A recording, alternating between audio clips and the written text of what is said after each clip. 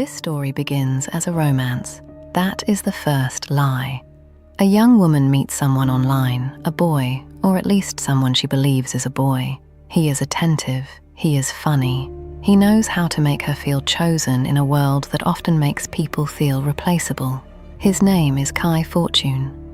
Kai does not arrive in her life with flowers or a dramatic confession. He arrives in the quiet, modern way, through messages, through a screen, through words that seem safer because they are not yet attached to a body. At first, there is nothing impossible about it. People fall in love online every day. People tell secrets to strangers every day. People build whole emotional lives around someone they have not yet stood in front of. But Kai has rules. He cannot be seen clearly. He has reasons for that. Complicated reasons. Personal reasons. Reasons that sound painful enough that asking too many questions would feel cruel. And when the relationship eventually leaves the screen and enters the room, those rules come with him. The room must be dark. She must wear a blindfold. She must trust the voice. And for a while she does, because sometimes a lie does not survive by looking convincing. Sometimes a lie survives because the truth would be too strange for the mind to even offer as an option. This is false fiction. Tonight's file is called The Boy Who Wouldn't Be Seen. And by the time the final redaction is removed, the disturbing part will not be that Kai Fortune was hiding something. It will be who was helping him hide. Before we open this file, a warning. This episode discusses sexual assault by deception, manipulation, consent, and court proceedings. It does not include graphic sexual detail, and the complainant is kept anonymous. This is also not a story about using one criminal case to attack queer people, gender identity, or anyone's private life. That would be lazy, cruel, and wrong. This case is about consent. It is about deception. It is about the difference between privacy and fraud. It is about what happens when a fictional person is allowed to walk into real life and make choices on someone else's behalf. The court file gives us a name, Gail Newland. The online world gives us another, Kai Fortune.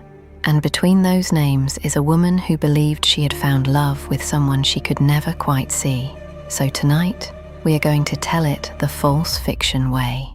We begin in the wrong genre, then we identify the 3 lies. Then we remove the redactions, and then we ask what the truth cost. If this were fiction, it would start as a strange love story, not a bright one, not a clean one, something more private, more online, more secretive. A story about 2 people who meet through messages and slowly build a world that exists mostly in language. The woman at the center of this story was young. So was Gail Newland. In public reporting, both were described as being in their 20s when the case first came to court. At the start, the complainant did not think she was entering a criminal case. She thought she was entering a relationship. Kai Fortune, the person she believed she was speaking with, seemed to have a history, a personality, a voice, an emotional presence. He existed in the way online people exist before we meet them. In photos, in messages, in fragments, in how quickly they reply, in the little private habits that begin to feel intimate. And this is where the first danger appears. Not a dramatic danger, a very modern one. When someone is online, we do not meet the whole person. We meet a version.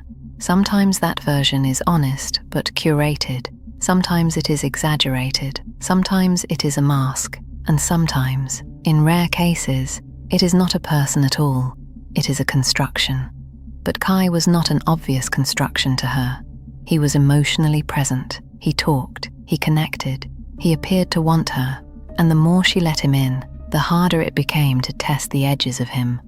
Because once we love an explanation, we stop interrogating it the way we would interrogate a stranger. Kai's reluctance to be seen became part of the romance. His secrecy became evidence of pain. His boundaries became something to respect. His absence became a wound that she wanted to be gentle with. That is one of the darkest parts of this file, the way compassion can be turned into cover. because Kai did not need to prove himself if his reasons for hiding made the complainant feel unkind for asking. And then, eventually, online emotion became offline contact. According to the prosecution, when the complainant met the person she believed was Kai, she was told to wear a blindfold. The meetings took place under conditions that prevented her from seeing the person she thought she loved. The rule sounds absurd from outside the story, but inside the story, absurd things can become normal if they are introduced slowly enough. One message at a time, one excuse at a time, one boundary at a time, one act of trust at a time. By the time someone asks you to close your eyes, they may already have trained you to believe that opening them would be betrayal. Kai Fortune was not just a name, he was a system of rules. Rule 1, do not look. Rule 2, do not question too hard. Rule 3, accept that love sometimes requires unusual trust. In a normal relationship, boundaries are meant to protect both people. In this relationship, the boundaries protected the lie. That distinction matters, because privacy is not the same as deception. A person can choose not to share everything. A person can be nervous about being seen. A person can be insecure about their body, their past, their identity, their trauma.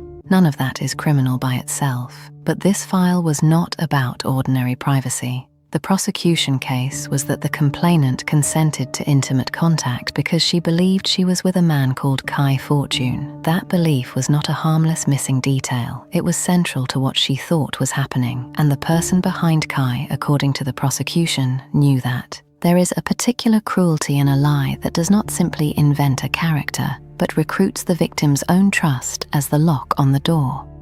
The complainant believed she was in a strange but real romance. She believed the darkness was part of his vulnerability. She believed the blindfold was part of his need. She believed the person in the room was the person from the messages. And outside that room, Gail Newland was not a stranger. At this stage of the story, do not reveal that yet.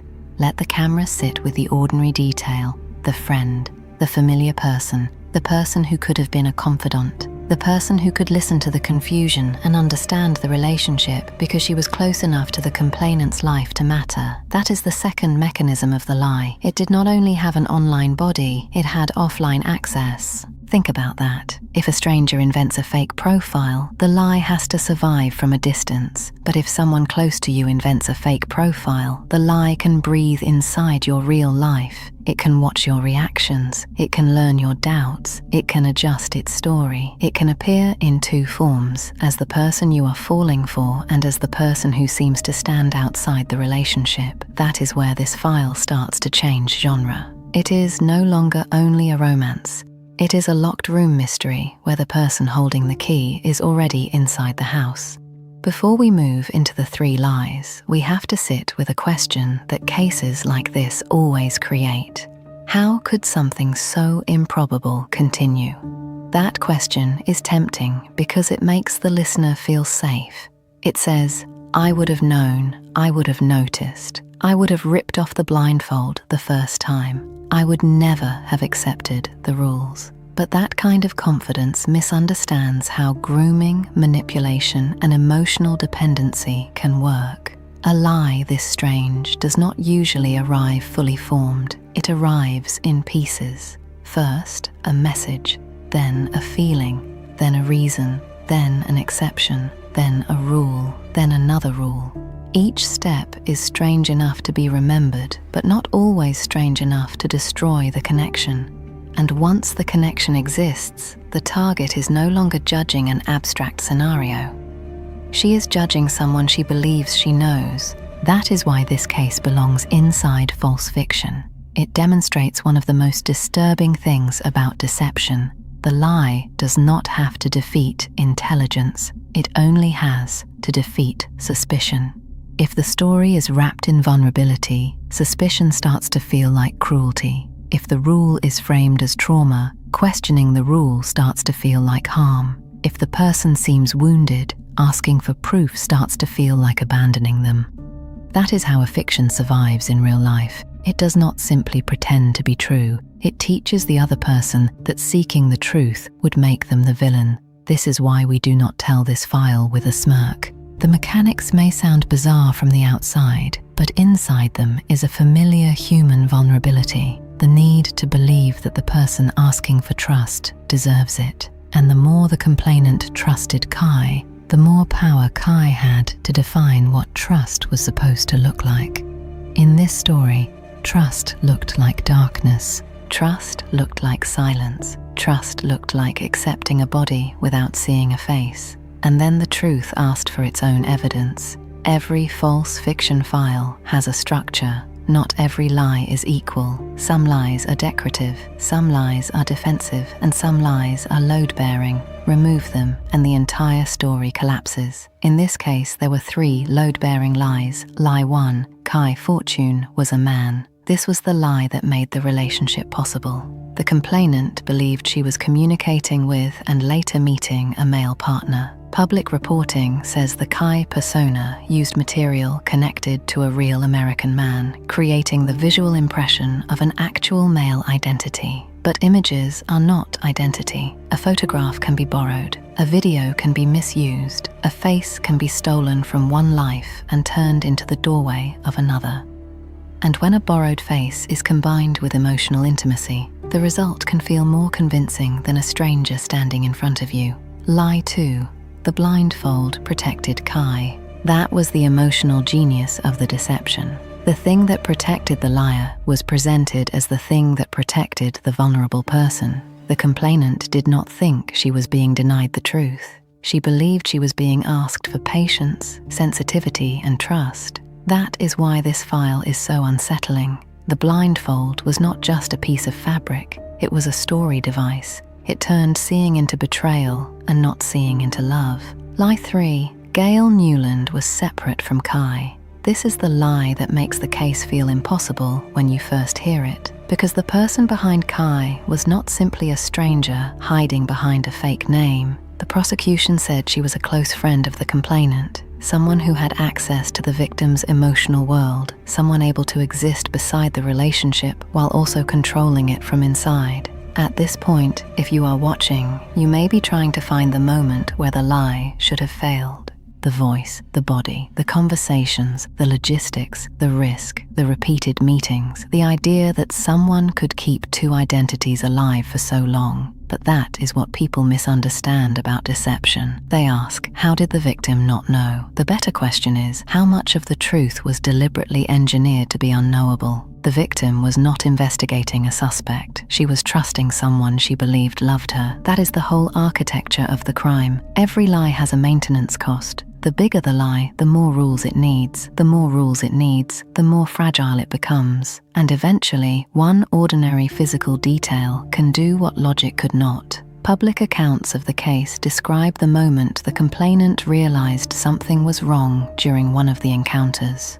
The concealment failed. She became aware of physical details that did not match the person she believed was in the room. The story did not unravel because of a detective, a private investigator, or a dramatic confession. It unraveled because the body told the truth. Imagine the speed of that moment. 1 second, the mind is inside the story it has been given. Kai is real. Kai is here. Kai cannot be seen, but he is who he says he is. Then the body gives different evidence: hair, shape, movement, the wrongness of something that cannot be explained away quickly enough. And in that moment, the complainant did what the rules had trained her not to do. She looked. That is the moment the file turns. The romance disappears. The online boyfriend disappears. The private, wounded boy who could not bear to be seen disappears. And in the room is Gail Newland. Not a man she met online. Not Kai Fortune, her female friend. The person who, according to the prosecution, had not merely witnessed the relationship from the outside, but authored it from the beginning. This is the reveal that makes the story feel fictional. But in court, it was not treated as folklore, gossip, or internet mythology. It became evidence. When the case reached court, the question was not whether the story was strange. Everyone knew it was strange. The question was whether the complainant had consented to what actually happened, or whether her consent had been obtained through deception so central that it could not legally stand. Gail Newland denied the allegations. Her defense, as reported publicly, was that the complainant knew the truth and that the situation was a form of role play connected to sexuality and identity. In other words, Newland's case was not simply, "It did not happen." Her case was, she knew. The complainant's case was the opposite. She said she believed Kai was a man. She said she had been deceived. A jury had to decide which story survived contact with the evidence. In 2015, at Chester Crown Court, Gail Newland was convicted of 3 counts of assault by penetration. She was sentenced to 8 years in prison. But that was not the end of the legal file. In 2016, the Court of Appeal quashed the conviction. The issue was not a declaration that nothing had happened. It was about the fairness of the original trial judges summing up. The appeal judges found the conviction unsafe, and a retrial was ordered. That detail matters because true crime often flattens legal history into a single dramatic result. But justice is not only the verdict. Justice is also the process by which the verdict is reached. So the file was opened again.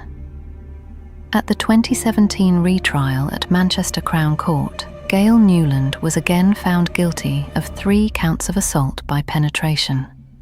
She was sentenced to 6.5 years in prison. The judge described the deceit in severe terms, focusing on the damage done when the complainant discovered the truth.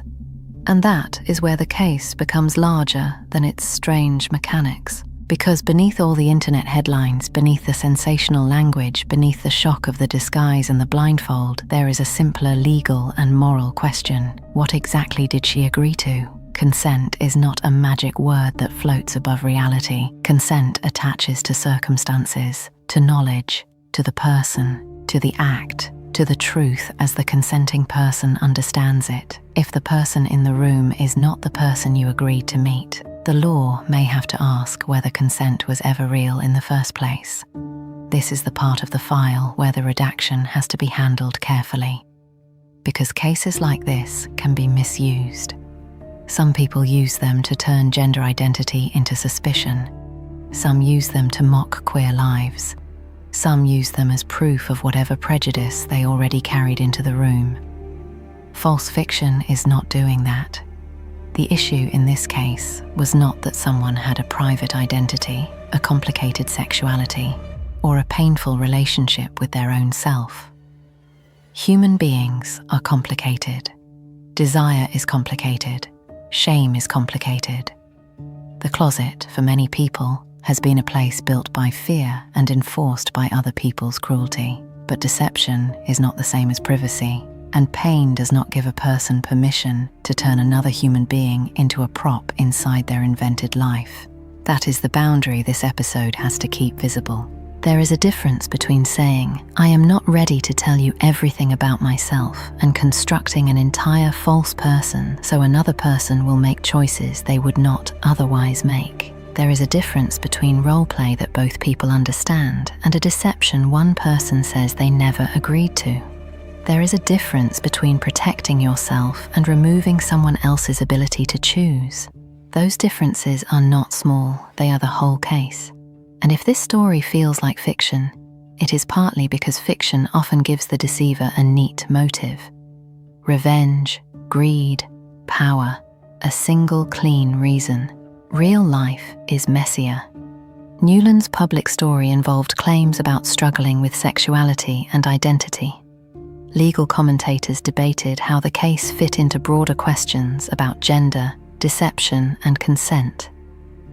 But whatever complexity surrounds the person who created Kai, the complainant's experience still sits at the center of the file. She believed she was loving one person. The court accepted that she had been deceived by another. The cost of this file is not measured only in sentence length, it is measured in the destruction of trust. Imagine trying to remember every conversation and not knowing which parts were real. Imagine looking back at every moment of concern, every message, every vulnerability, and realizing those details may have been studied, redirected, and used. Imagine losing not only a partner, but the friend you may have turned to in order to understand that partner. That is why this file is so psychologically violent, even without graphic detail. The betrayal does not sit in one moment. It spreads backward through time. It reaches into the first message, the first secret, the first time she believed the voice, and it asks whether any of it belonged to her. The public often responds to cases like this with a simple question: how could she not know? But that question protects the listener more than it explains the victim. It lets us believe we would be too clever, too suspicious, too observant. It lets us imagine that deception only works on people who are naive. The truth is darker. Deception works best when it is built around the kindest parts of us. Our willingness to trust, our fear of hurting someone vulnerable, our desire to be loved by someone complicated, our instinct to explain the strange thing generously instead of accusing someone of the unimaginable. That is how the impossible becomes believable, not because the lie is perfect, because the truth is too strange to suspect. So let us remove the final redactions. Kai Fortune was not a shy boyfriend who could not be seen. Kai Fortune was a persona. The blindfold was not romance, it was concealment. The darkness was not intimacy, it was architecture. The friend was not outside the story. According to the prosecution case accepted by the jury, she was the person inside it. Gail Newland was convicted. Her first conviction was quashed because of trial fairness concerns. At retrial, she was convicted again. The sentence became 6.5 years. But even after the court file closes, the story leaves behind something unsettled. Because the world Kai created was not real, but the consequences were. The messages were real. The trust was real. The betrayal was real. The court case was real. And the woman at the center of it had to live with the knowledge that the person she thought she loved had never existed in the form she believed. This story begins as a romance. That is the first lie. It becomes a mystery. That is the second lie. Because in the end, the mystery was not who Kai was. It was how close the truth had been the entire time. False fiction, unscripted truth with no rules. File closed.